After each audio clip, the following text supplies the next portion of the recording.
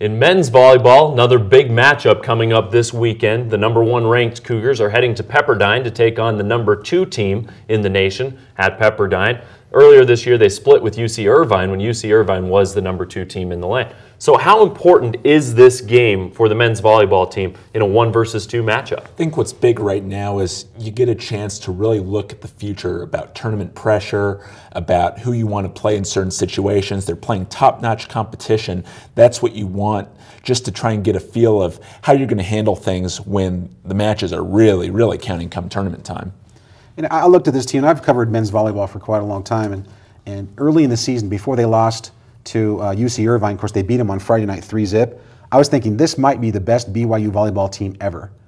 And then of course the next night they go out and lose in 5 to UC Irvine. I still think it has the capability of being the best BYU team ever. The '99 team with Ryan Millar and Ozzie Antonetti was probably the best they've ever had.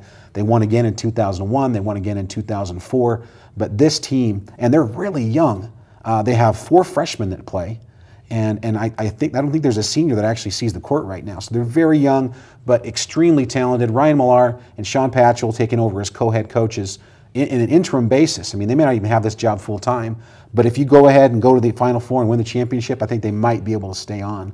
So I'd definitely suggest to Tom Holmoe to check that out if they do manage to get there. But as they take on this #1, #2 thing going on, it's great because you get to face the best teams in the nation. And you get yourself in a position where you can host a lot of that Mountain Pacific tournament, which is something they love to do, and get the home crowd over at the Smith Fieldhouse, which just gets wacky. 5,800 people in there, and it's loud. Co-coaches, who speaks in the huddle? They flip a coin for that, or what do they do? They flip a coin to see who gets to talk to me. Oh, okay. Whoever loses is the one. You lose, you get to talk to Darnell. Right. Well, I have to admit, if you win a national title or at least a conference title, that would be a pretty good resume builder for both of those guys.